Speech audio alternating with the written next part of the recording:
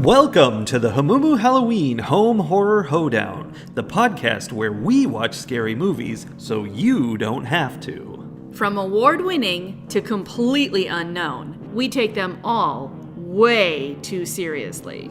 I'm your host, Mike Hummel. And I'm your host, Solange Hummel. Now, warning, we use a ghoulish number of spoilers, so watch the movies first. Second warning, we don't know anything about anything, so don't take us seriously as we take these movies seriously. Two major new elements with today's episode of the Hamumu Halloween Home Horror Hoedown? Excellent! I got two of them. You got the last two, dead on. Those aren't the hard ones. Oh. I mean, maybe they are. I don't know. It's all hard. Two major new elements. Two major new elements. Because we have joined our listeners in 2024 at this point. We are officially amazing. recording in 2024. So what has 2024 brought us? Well, number one, Christmas presents. Christmas presents? That's right. We now have two fancy professional microphones, we'll say. Fancier than what we used to have. They can't see us. We can say whatever we want. Oh, yeah. Top end, cutting edge microphones that they use. Lucasfilm uses these microphones. They've got shock mounts. They're on stands. And they're plugged into a piece of technology that puts them together and sends them to the computer. Whatever that's called. Is that the technical term? Yeah, that's what they call it. It's kind of a long term, but that's the common term. I mean, the greatest part of this is that we got all this new technology, and yet we are still recording in the vastness of our echoey living room. I know. So I'm sure we still sound like we're in a tin can. With these microphones, it's not going to matter. This is technology. It fixes everything. The other new element that we've got going on is, at least in this particular episode, we didn't take notes. And when you say that, by that you mean you literally took no notes. No, I wrote down, talk to me 2023 prime $. Yes. I have half a page of notes, That's which excessive. Which really, relatively, is the equivalent of me taking no notes.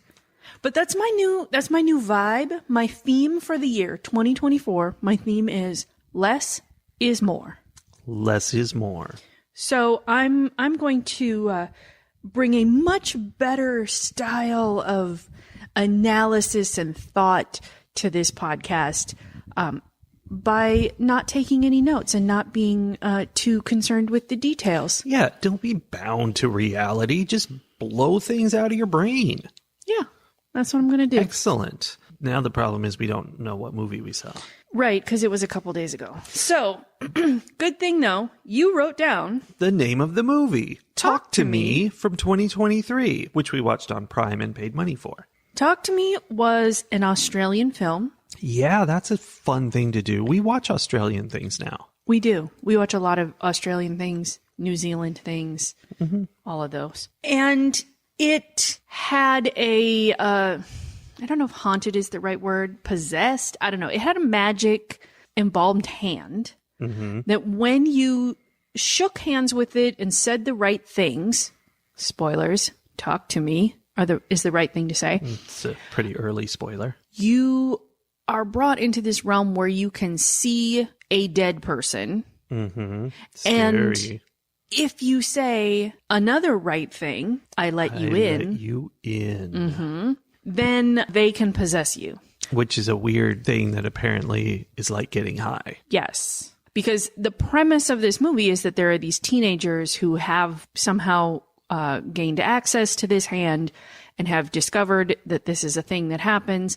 They know they can only do it for 90 seconds, but this is like what they do. It's sort of like their equivalent of the Ouija board, only it's real. Yeah, and it's not really explained how they've arrived at 90 seconds, but I feel like that means some bad things have happened previously. Well, it's definitely suggested throughout the movie that this hand has been passed from person to person, and that like there are some people who reach a point where they're like, yeah, I don't want this in my life anymore. And then instead of destroying it, they're just like, here, you take it. Yeah, it's kind of like The Ring, but entirely voluntary. Yes.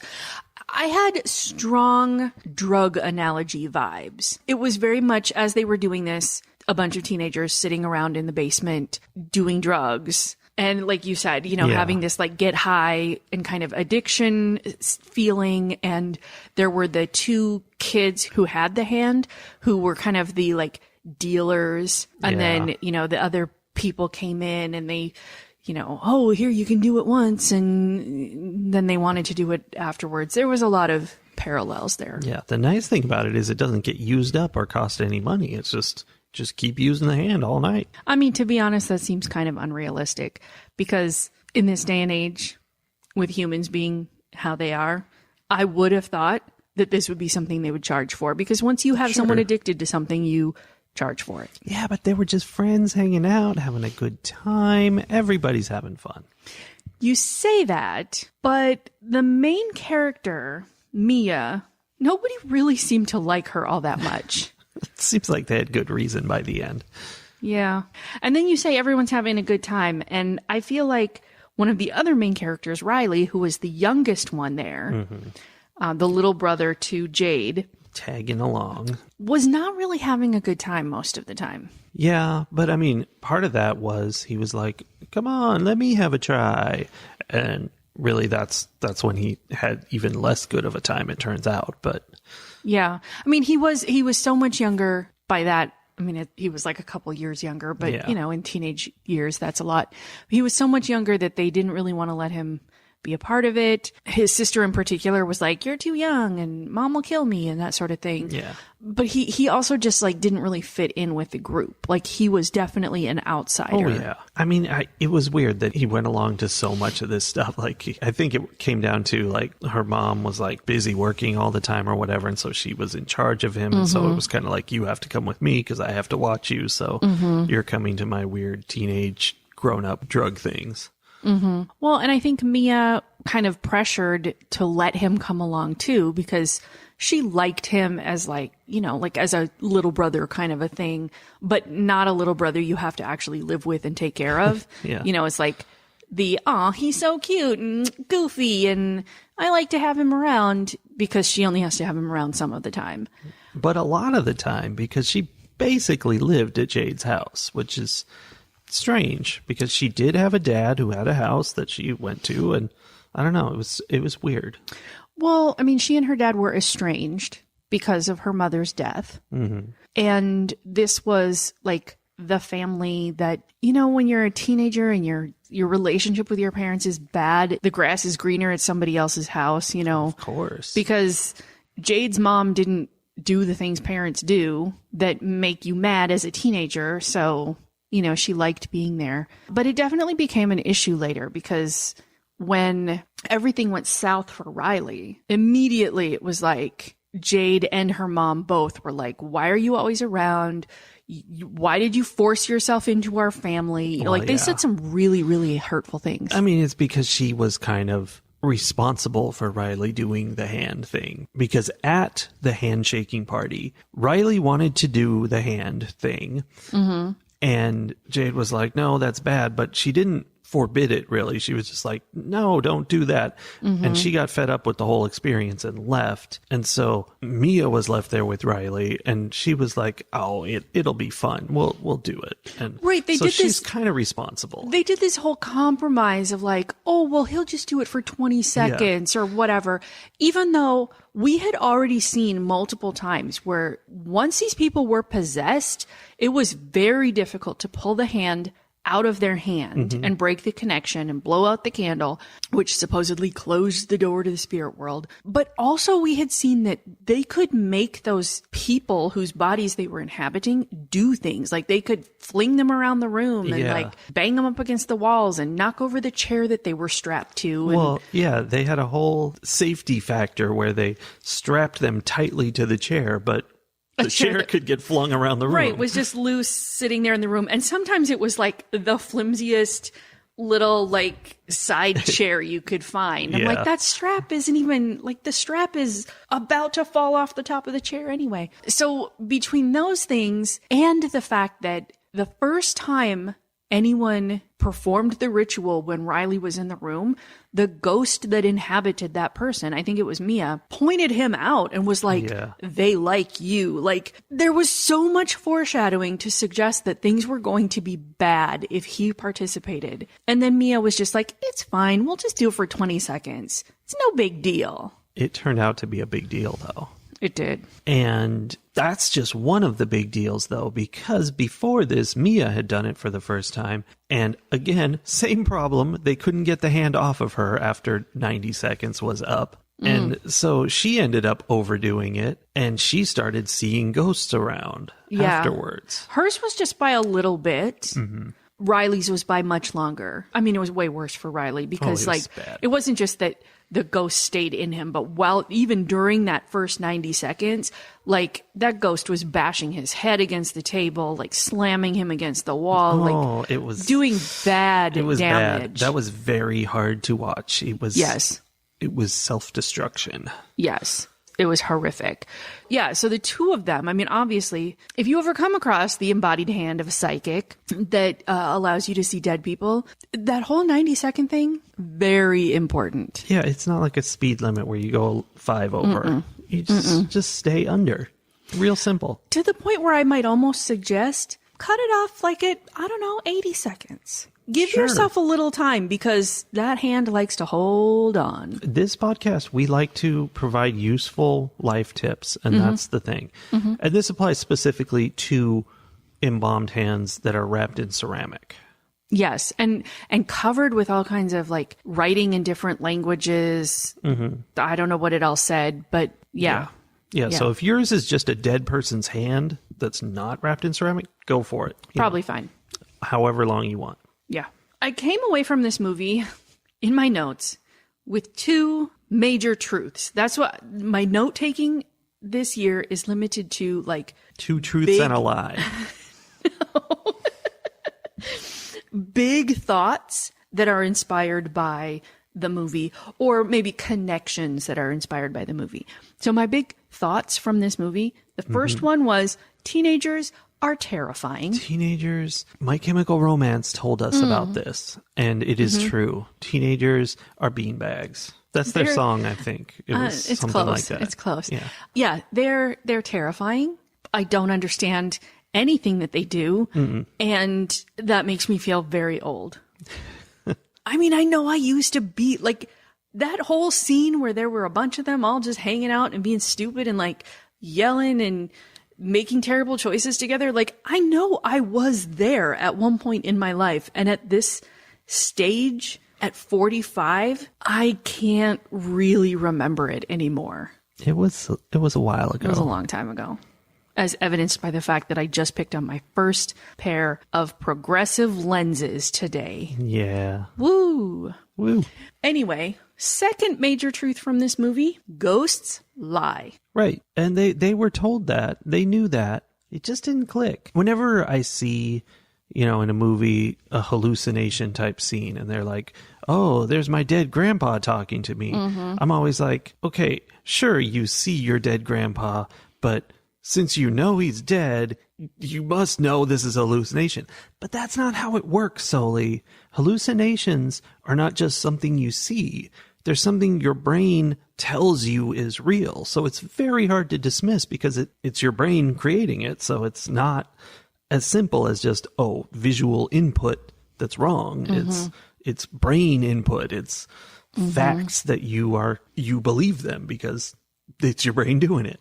Yeah. And it's hard to wrap your head around that. And in movies like this, I guess in real life too, often it's something that you kind of want to believe. Like, you want to believe that you're talking to your grandpa again. You want to believe that you're getting to ask your dead mom the burning question that you never got to ask her, or find out answers about, the questionable thing, the questions that surrounded her death, like in Mia's case. And yeah, so she like bought in hook, line, and sinker that this was her mom. And she like not only embraced the idea of this ghost being around her, but like when she had the opportunity and she had the hand and she did the ritual again, she like did the ritual, found her mom's ghost, invited her in, and then forget 90 seconds. Like she cuddled up with her for the night, like for a very long time. Like she was just all in on this ghost thing. Yeah.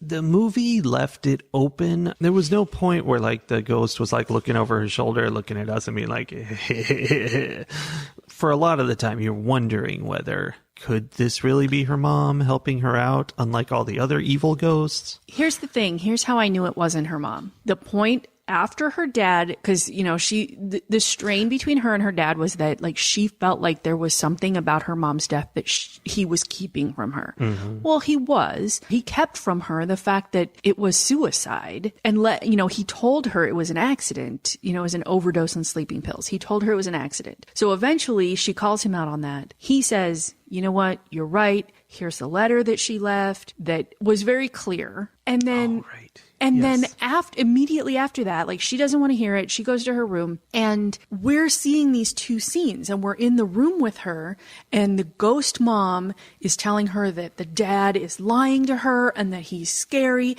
And the dad is like trying to break in through the door and attack her. And then at the same time, we're jumping to the living room where her dad is sitting in the living room by himself, looking in her backpack and like wondering how he repairs the relationship with his daughter, right? So that was the point where I was like, oh, this isn't her mom. This is a ghost lying to her and like not only lying to her, but causing her to she thinks her dad is doing something that he's not even doing. He's not even in the room and she thinks he's attacking her. That came up a lot where like the person seeing the ghost, we see them like interacting with something that turns out to be a ghost, but we feel like it's something really attacking them or whatever. And it turns out they're just completely wrong about what's happening. And they might be sucking on a real person's toes themselves or stabbing their dad in the neck or whatever. You never know. Yeah, it was a rough life for Mia. It was very tragic. Yes. For sure. So we bring these two pieces together. Mia being possessed by this ghost that she thinks is her mom and who basically can tell her anything and she does it. Yeah. And who is telling her that the world is out to get her, basically. And Riley, who is possessed by like all the other ghosts all of ever. Them. And is like in a coma because of what happened. And Ghost Mom sends Mia to go put Riley out of his misery. Well, it is putting him out of his misery, but it's what will save him, because they've been told repeatedly that if you die while the ghosts are inside you, they have you forever. And somehow her mom is like, oh, if you kill him, it'll be great because I'll save him and pull him away. No, nothing Mia saw in the whole movie was real. It was all nonsense. Yeah. She was being exploited. By whom, though? Ghosts. So the ghosts were real. Ghosts are liars. I learned that on this podcast. Yes, indeed. Wait, so the ghosts were real, they just weren't who they portrayed themselves to be? Like there were spirits or demons or something pretending to be. Yeah, it's like everything that they showed her was false.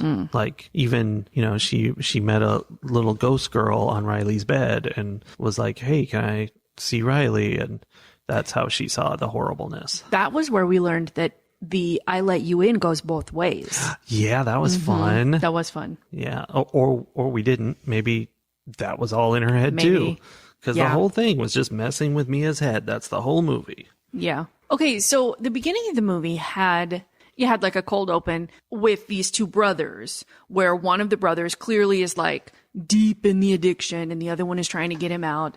And the addicted brother stabs the other brother and then stabs himself. And then we jump to this other time. Now, toward the end of the movie, after Riley's been hurt, we see the stabbed brother who tried to save his other brother is still alive. That was a surprise. Surprising twist. They pull the cold open back in, and it turns out that the guy who has the hand now got it from that brother Yeah. after all of that stuff Who was went like, down. this is terrible. I don't want it anymore. And he was like, I'll go play with it with my friends. Right. He's like, I mean, what kind of person does that? Like, I have this possessed hand.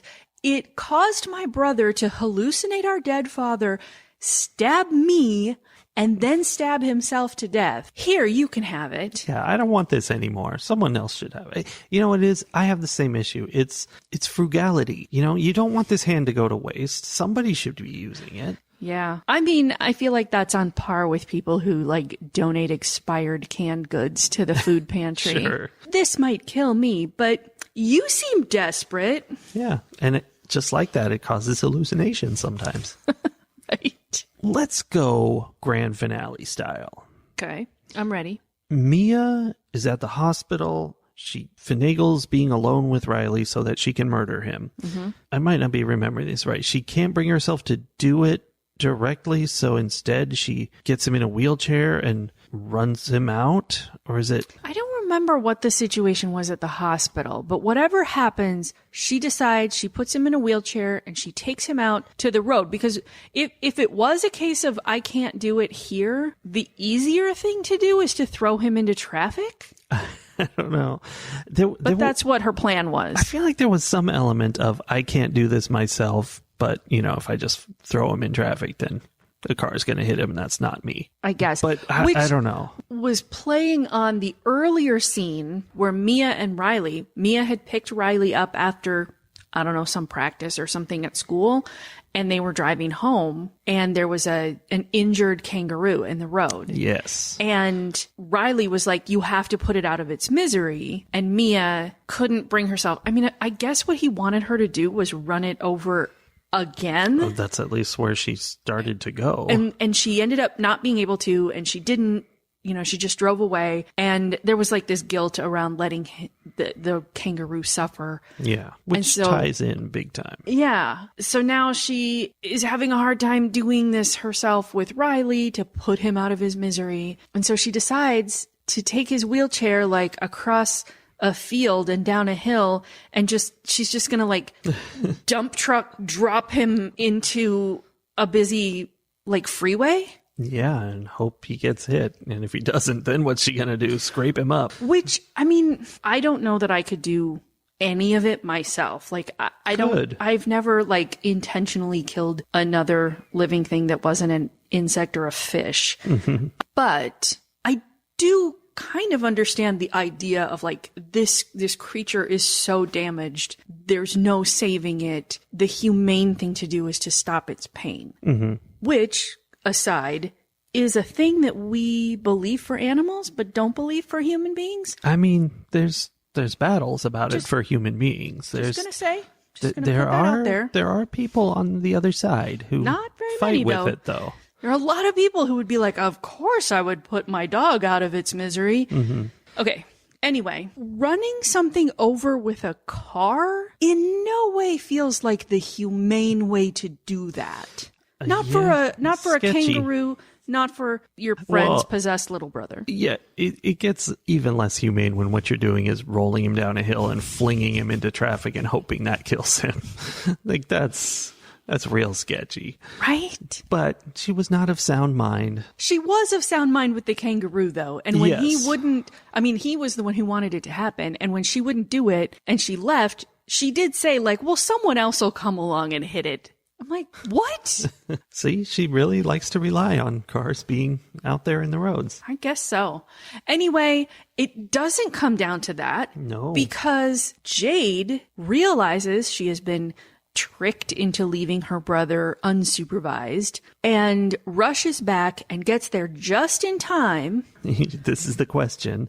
To either cradle her brother by the side of the road after Mia decides instead to throw herself into traffic, or to sneak up behind Mia and shove her into traffic, saving her little brother. And I don't remember which of those things happened. The trouble with this movie is that we paid to rent it, so we can't just go back and look. But we had different ideas on what happened there, I think. And I thought that Jade came up and pushed Mia to save her brother. I think more so the trouble with this movie is that it was simultaneously not interesting enough and also too chaotic at the end for us to know what happened.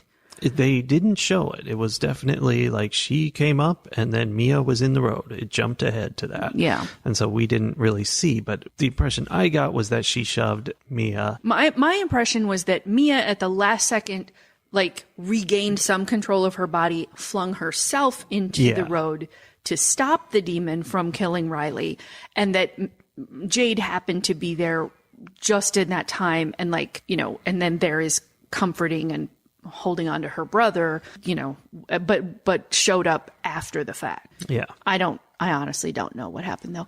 Did you notice that the way Mia was on the road and the way that they had like an overhead, like looking down drone shot of her body on the road, that her body was shaped very similarly to the kangaroo? I thought you were going to say that. I did not notice, but fun. So this whole movie was her penance for not running over murdering the kangaroo properly. I don't know, I guess. So I guess there's something to be said about Jade being the one to save her brother. But I liked the idea that there was still some part of Mia left inside, and that at the last second she was able to like have a little bit of redemption. I mean, she has killed her dad. She has done all kinds of terrible things, but that at the last second she has this moment of redemption in saving Riley, because she really did, like, she loved him like a little brother. Like, she did not want to harm him. Well, I mean, from my point of view, you're saying, you know, you keep saying she regained control and stuff. From my point of view, I don't think she ever was out of control at any point. I feel that she was just misled, you know, like she was choosing to do all of these things because of what she was seeing and thinking. So I think whether she came back and decided to get rid of herself versus him, that was just, I don't know, making a good choice. It's redemption, definitely. But I mean, I agree. I think it was a mental thing, but I think it was like she had a moment of clarity where she realized what she was doing. Because like when she killed her dad, she didn't know what she was doing. Like she did not know. She thought she was fighting for her life against him. So it felt like she was in this haze of what the ghosts were telling her, and, you know, the hallucinations were telling her. And then at the last second, she had a moment of clarity and realized that she had a decision to make, that it was her or Riley. And she decided self-sacrifice rather than harming him. And, you know, considering that earlier on, the reason he got hurt was because she was careless with him. I mean, essentially, she let him do something dangerous. When if she had said, absolutely not, you are not allowed to do this, none of this would have happened. Yeah, it was really on her. This was all about her mistakes and problems. Yeah. Ratings. I found myself engaged in this film, Solange.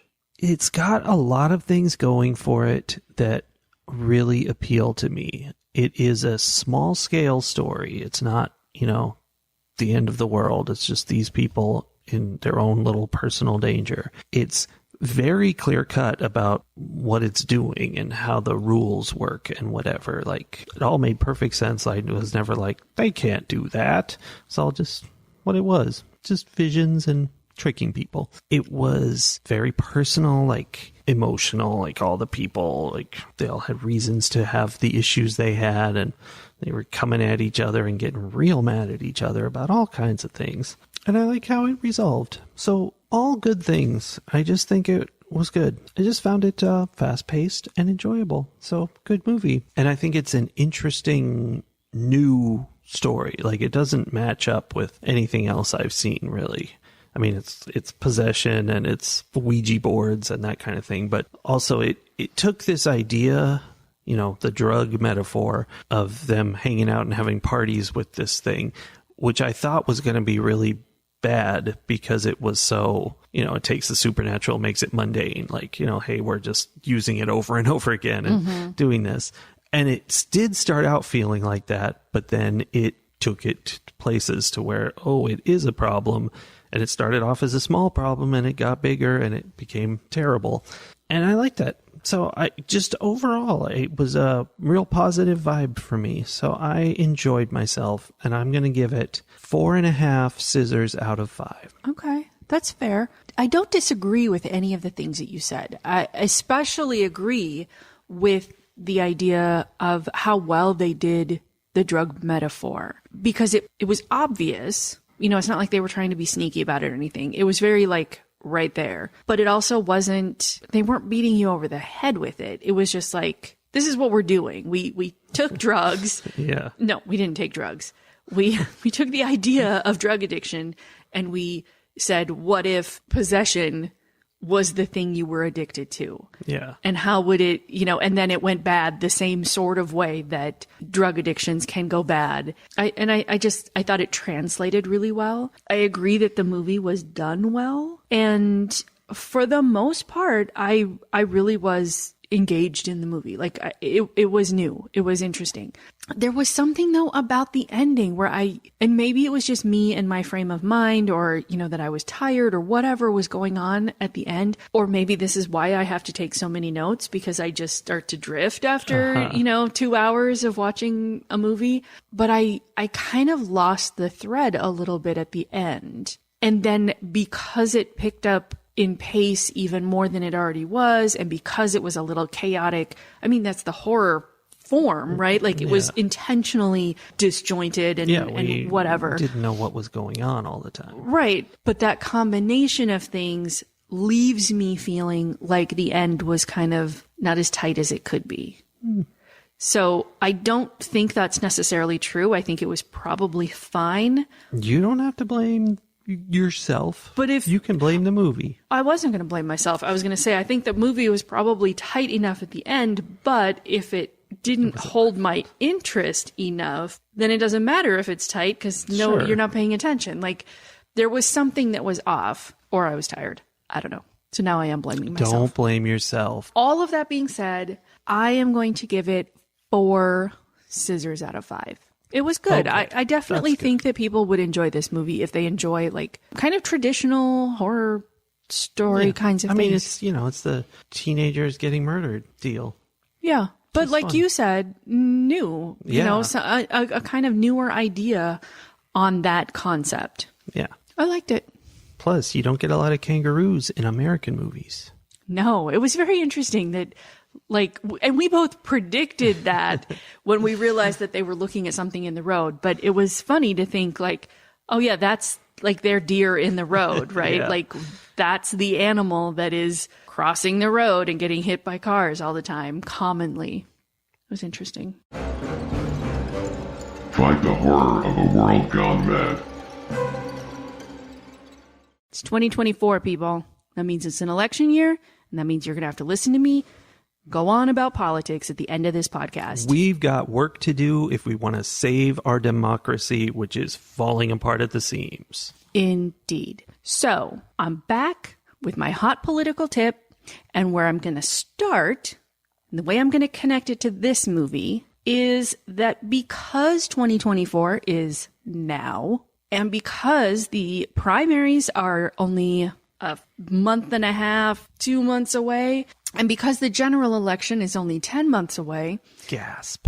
And furthermore, because our election finance laws are garbage. We are going to be inundated with political ads between now and the end of this year. And like ghosts, they're all liars. Well, that is my political tip. Oh, sorry. My political tip is be careful who you listen to. The political ads are coming. They are 112% propaganda, and you should not base any of your decisions on the things political campaign ads tell you. It's like ghost demons pretending to be your dead mom, telling you to stab your dad. It's exactly the same, yeah. Very much. So instead, please go meet your candidates if you can. If they are local, go talk to them, ask them questions, read about them, go look up their voting records. There are ways that you can do that. The Texas legislature online has the voting records of all of your Texas senators and House representatives. And congress.gov is where you can go to look up all of the voting records for federal bills. So your U.S. senators and House representatives. There are ways to see how they voted. That's going to tell you what they're going to do in the future, not whatever lies and nonsense they are telling you so that you will go vote for them. Yeah. So don't shake hands with demons during this election season. You could get COVID. That's a whole other rant. COVID's a real deal. Don't shake hands with anybody. Demons or not. I like it. I'm down with that. That's my hot immunological tip. Sounds good. All right. So we're back. We will be back again next week with another movie and more Propaganda. political rantings. Awesome. See you then, everybody. Bye. Bye.